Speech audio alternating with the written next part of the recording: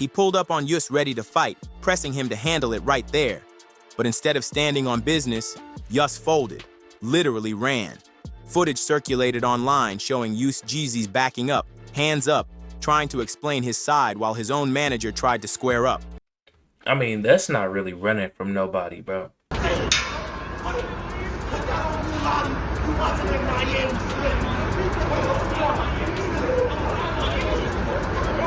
Oh shit!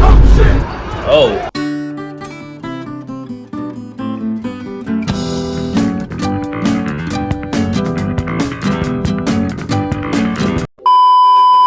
Yo, what is the word, YouTube? It's your boy Rello 2 times, aka Dose on my soul, and we back with a YouTube video. Hey, today we're gonna be looking at drill rappers who folded under pressure, bro.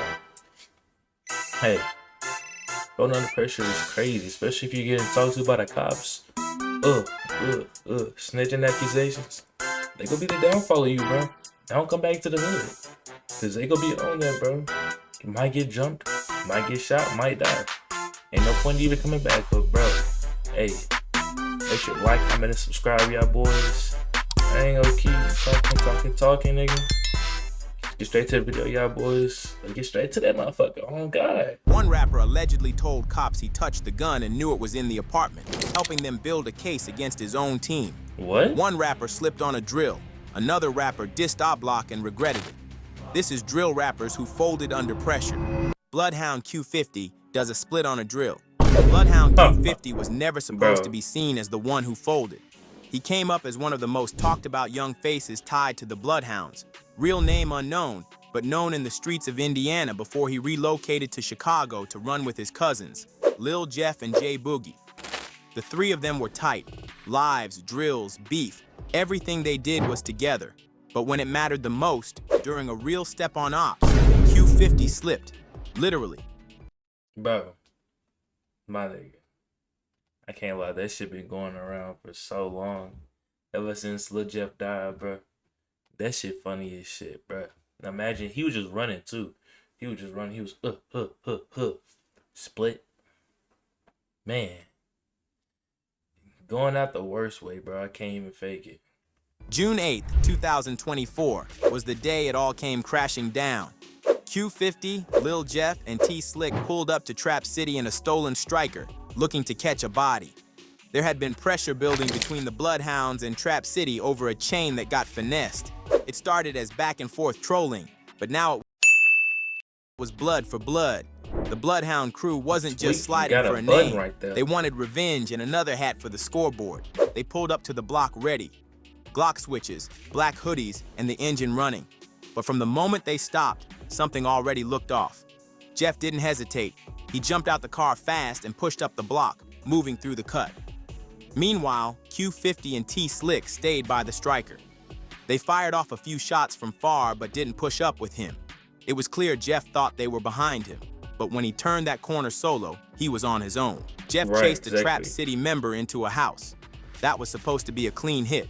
But right before he could let off, Trap City Rob came bursting out the porch and lit Jeff up from close range. Jeff got hit right there on the porch and his body dropped. Q50, watching from a distance, started inching forward. But as he tried to get closer, he slipped on camera. Man. I can't even lie, that shit crazy. On live, mid-drill. It wasn't just a trip either. Q50's legs went completely out and he did the full splits in the middle of the slide. Some said he lost his balance because of the recoil. Others blamed it on the fear setting in when Jeff went down. Either way, he got up fast, but by then it was already too late. Instead of pushing forward, Q50 ran back to the car. Him and T-Slick jumped in and spun the block. They circled back around after a few minutes to grab Jeff's body and tried to rush him to the hospital. But Jeff was gone. The hit turned into a funeral, and the footage that started circulating online made it worse. That single moment, Q50 doing the splits while his cousin got gunned down, was replayed again and again. People started questioning his heart. Some said it looked like he froze. Others said he was just trying not to get killed himself. Either way, it looked bad, especially because Q50 had always portrayed himself as a fearless stepper. Some fans on Reddit had some interesting things to say, like, That's them warm-up stretches they had us do in gym, Bruh, looking like what a the failed fuck? attempt of a Jordan logo. Nah, people be dead ass assholes, bro. That's actually fucked up. I can't even lie. Bro just slipped and fell. Bro just slipped and fell. Y'all over here trolling him. Things got worse when Rico Reckless stepped into the situation. Not this Rico dude, was a man. known veteran in the Chicago drill scene and someone who had history with Lil Jeff. He respected Jeff for always standing on business. But when he heard how Jeff died and how Q50 and Slick didn't run in the house to back him up, he called them out. I ain't like the video. I'm gonna tell you why, and I don't get no what I'm gonna say. Get mad, start a war. I ain't like the video, man, cause I don't know who was with him, but they ain't died with him. I ain't gonna lie, folk. If I was going on the drill, my homie, folk, I'm down with him, folk. See, bro, this is where niggas turn dumb at. This is where niggas turn dumb at, bro. You telling me, you see, bro, he over there, he running. He just running straight to a house. You see him get lit up, probably by a switch, or just a random G19. You already know, just get popped. You finna just rush in there and get popped again? Like, bro, come on, bro. Your ass is not going in there, Rico, bro. I don't respectfully, folk, cause we knew what the we signed up for when we popped outside, gang. Like, we go outside to do a drill, folk. Like, say if we go outside right now, like, I don't do balance, I don't do drills and shit, right? But let's say if I was doing drills, I bet we know what's going on when we pop outside, folk. Pop outside, we finna, bro, I couldn't even go back home if my homie got killed on the drill. We gonna get killed together because, respectfully, I knew what I signed up for. So once that happened, motherfucker pulled the full blitz that motherfucker. I don't care what come with it because we signed up for this. So the fact, like, I don't know, bro. I ain't like that. I ain't like that shit. Made my stomach hurt. Like, ain't nobody finna die with him. Man, run up in that crib too, man. I beg your pardon. This is what I'm talking about, bro. That's straight goofball shit, bro. That's straight dumb as shit. At that point, bro, all your homies that died, you should have died with them, bro. What you talking about? Once you're there, once you're about them dying, you might as well go in there with them too. Like, niggas saying that just because it's on, like, just because you in an interview, bro. You would not actually do that, bro. Rico jumped on an interview and said what a lot of fans were thinking. That if you ride with someone to a drill, you don't leave them to die alone. He said Q50 should have ran up into that house with him, not stayed behind ducking. The disrespect came quick after that. Jeff was bloodthirsty, bro. I'm telling y'all, it probably wasn't even in a plan to rush after them.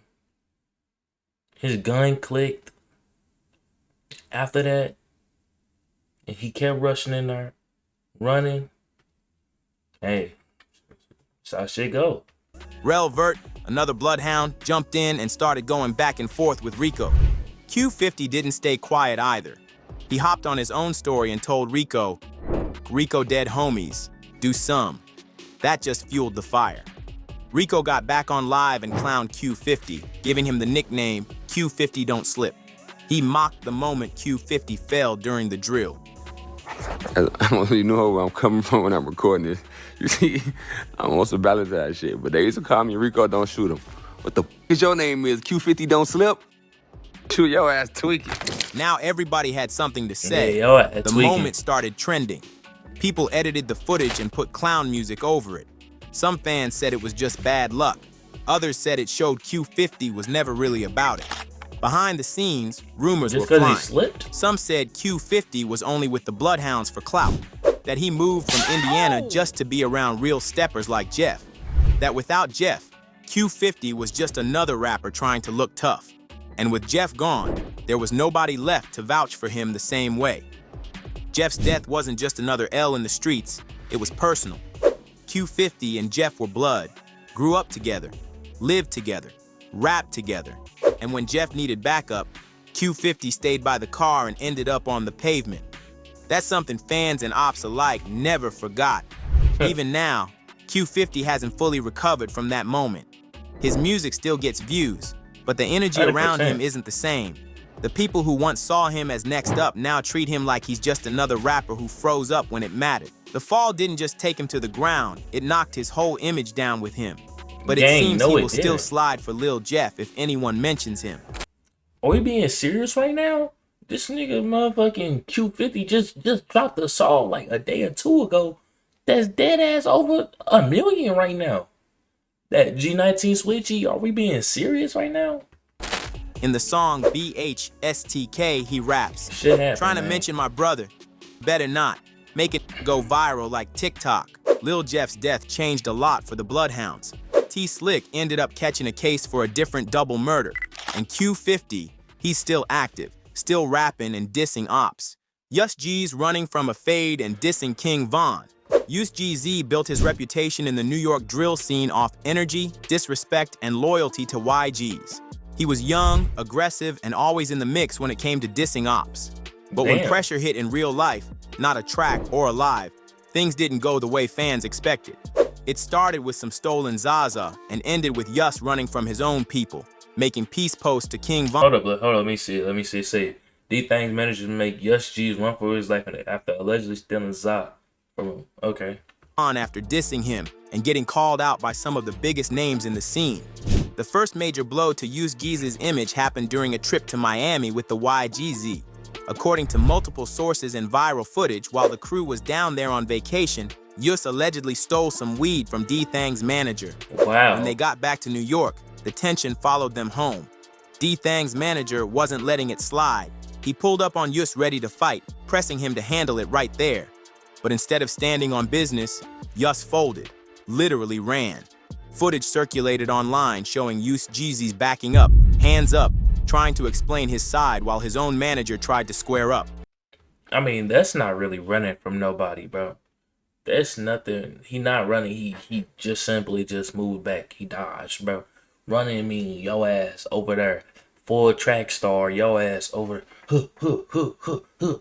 Right, left, nigga. Pacer. You doing a pacer test, nigga. He's not doing none of that. He just backed up. Nigga trying to explain himself. I mean, hey, bro, I might be dick eating in this, bro, but like, it's not really dick eating, bro. Cause like, niggas really will make shit out and say what it really isn't, bro. It's really not, like, I don't know. In the clip, Yus looked less like a feared drill rapper and more like someone pleading to get out of the situation without getting touched. Not even pleading. He just dipped telling out while them. his team stood around watching.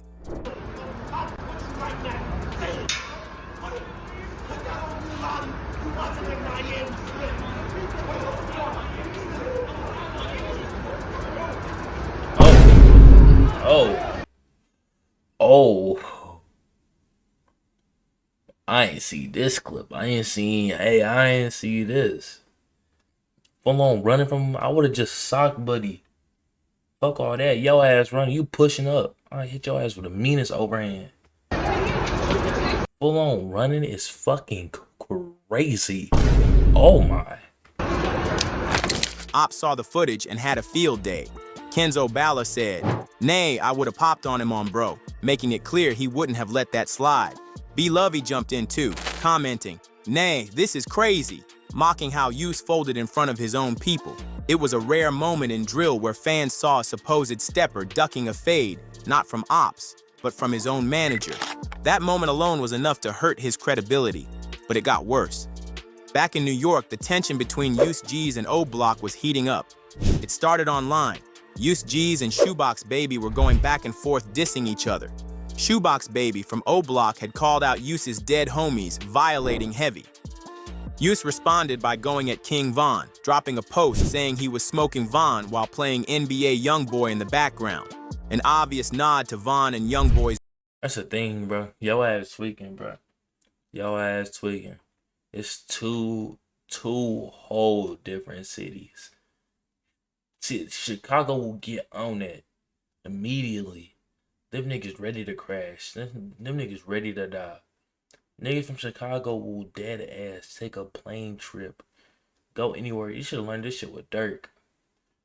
Ready to take a plane ticket anywhere. They ready to go. They on go mode. I'm telling you. Y'all Bronx niggas or shit, wherever y'all niggas from. I don't know. I can't remember what he said. Y'all won't be on go like them niggas do, bro. Them niggas be on go. I'm telling you, boy. I'm telling you, your ass tweaking. His beef. It wasn't just trolling. It was a direct diss to one of Chicago's most respected names, Smoking on that dead nigga. Go pick him up. Where the mama? Pussy ass nigga stay in Manhattan. Come to the Bronx. I said I can see from King Von. Hold on. Hold on. Wow. Damn. Oh my, gotta get that. But what Yus didn't expect was real pressure from the Midwest. Just days after the diss, Tay Savage from O Block posted a video in Brooklyn. In it, he was posted up in New York, telling everyone to tap in. Fans were shocked. Tay Savage is known for real stepping. If he's in Brooklyn after a diss like that, it's not for sightseeing. O Block was outside and everyone knew who they came for. Child on the Bronx. Tap in, tap in. Philly, Bronx, Jersey, New York, tap in.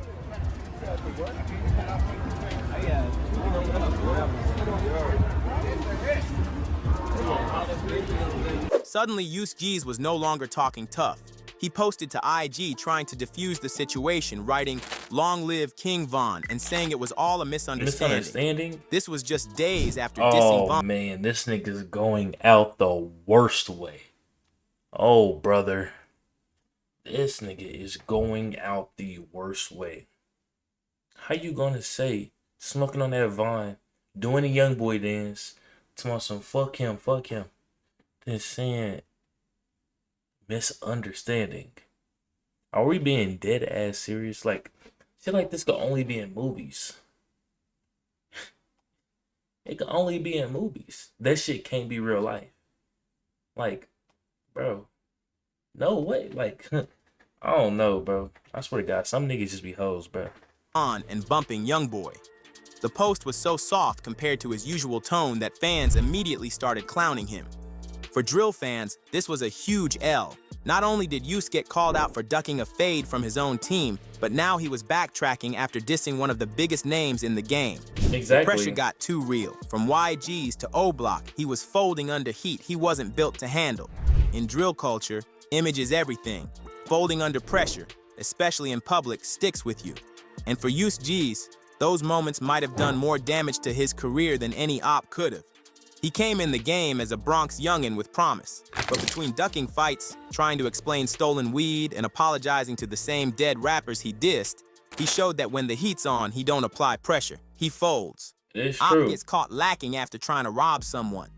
This guy's not even a drill rapper, but the way he folded, I had to add this in. It starts with him lying on the floor, being calmly questioned at gunpoint. No yelling, no threats, just a simple question. And he immediately spills everything. He names who set him up, who was involved, where they dropped him off, and who stood on the block. He doesn't even hesitate. It's like he came prepared with a full confession ready to go. As the questioning continues, he gets more specific. He explains that he was sent on a mission by people he knows and confirms it was all planned out on Instagram. He even provides details about who was in what seat of the car, who gave him the address, and which kids were standing outside when he got there. Every question gets answered like he's doing a school presentation. No resistance, no confusion, just full cooperation. So who robbed me? Trayvon Wright And who else? and Kylan. You trying to pay me with this, right? Yeah, they sent me on the mission. Whose Trayvon Wright and Instagram? Kylan. They sent you what? They sent me on this mission to come do this right here. To rob me again, right? Yes. Trayvon Wright and Kylan. I don't know his last name, but that's... Wow. First and last name? Man. You cannot let them niggas see you again, bro. You gotta know, like, dead ass, you gotta move. You can't, like, especially niggas will talk. This thing is, here's how it's gonna go. The niggas see this video. The niggas go talk. They go send it to the nigga that's higher up. In gangs, it's always gonna be like, you know, it's gonna be like the young bucks. And then it's gonna be the older niggas that's really about that. The older niggas will be like, damn, over here snitching? Because for real, could give the young bucks time. And the thing is, they gonna stick up for the young buck because, I mean, shit, they're the future. They gonna look for your ass, bruh. They gonna look for your ass. And then, you fucked. You fucked. You go get jumped, they might not kill you, you know. They might not kill you. It's just depending on who you fucking with. They might not. You definitely go get jumped. Your ass beat. But you gotta move, bro. Cause if niggas keep seeing you, or if niggas see you more than once, they could just keep beating your ass. Like, bro, he tweaking. The crazy part is, he starts describing the robbery like a crime report. He explains how much money he lost, what time it happened, and what kind of guns they used. He even remembered that one of the guns had a red beam attached to it. That level of detail isn't something most people remember in a traumatic moment. But this guy, he gave a full play-by-play like he's narrating his own downfall. Who's the dude that? Oh, the nigga was in the Who was in the passenger seat with That's you? my homie Elijah. Elijah. The address you gave me, whose address is that? That was just an address that they sent us to. They made Oh. they dropped us off. And who is those kids standing on the block? That's Boobop and them. They live over there. Man, you stupid bitch. Hey, you lucky I don't want to speak on that. Boy, you better stay in your place. These niggas hold. Nah, they was telling you we was coming, right? No, they wasn't. That's Yes, not they them. did. That's Boobop and his I'ma little really brother. knock you, cuz. That's Boobop I don't and give his a brother. By the end of the clip, he's named nearly every person involved, described the weapons, explained the getaway, and given up people who weren't even asked about. It wasn't just folding under pressure. He unraveled completely. Weekend. So why did they rob me? What my Look, shit? I'm gonna tell you the whole story. Look. You don't So, tell me the story. them niggas wanted to buy a Rolex train off of me, right? Okay. 7,000. I meet up with them niggas by El Dorado Park. They robbed me, put me at gunpoint and everything. Once they What put me kind of at guns were they? They was just black guns. I don't Black remember. guns. Did they have? Yeah. What did they have? And one had What they have? One had a beam on it, and then another one had What color was the beam? red. It was red. Okay. They robbed me with that at nighttime. And What then- else is there? How many guns? And it was only 2 guns that I seen. I remember it was only 2 guns. And then that's when they Police robbed. is looking for you, bro. I know the police. That's what I'm saying. I'm waiting. And the police got you, nigga. They got you, bro. Oh, This wasn't no tough guy. This was a complete collapse. There's Ow. no street code, Ain't no the police holding it looking for down, you? Oh, no man, you fighting fucked, back, nigga. just straight up You're panic and fucked. cooperation. You can tell from the way he was answering that he wasn't thinking twice. As soon as that pressure hit, this is the definition of what it means to fold under pressure. D-Thang snitching allegations. D-Thang is one of the most influential Bronx drill rappers, D-Thang? known for running SUBSRIBE and building up RPT with tracks that went viral dissing the ops. But in court, that same energy wasn't there. During a major case that tied into a gun found inside an apartment, court records show that D-Thang allegedly made a statement hold to up. detectives. Hold up. I know from this angle it may look like niggas taller. But bro, the tallest that motherfucker say is 5'9". Why do we have like, I can't even lie, bro, this not this or nothing, bro, but like, why are most like niggas that beef in the streets so short? I'm not the tallest of niggas, and I'm 6 foot, 5'11" and 340, but bro, still 6 foot. Like, damn, niggas be dead ass. Like, it be rappers and street niggas that be the smallest niggas, packing the most attitude. Damn. That changed everything. According to the documents, he told officers, quote, "I touched the gun. I knew the gun was in the apartment." That's it. One sentence. But in the world of street politics, that's all it takes to fold. He didn't name nobody, but he didn't have to. By confirming that he knew the gun was in the crib and that he touched it, he eliminated the "I don't know" defense for everyone else. In simple terms, he gave the cops confirmation that the gun wasn't planted, that it was real, and that someone in their crew had to be responsible.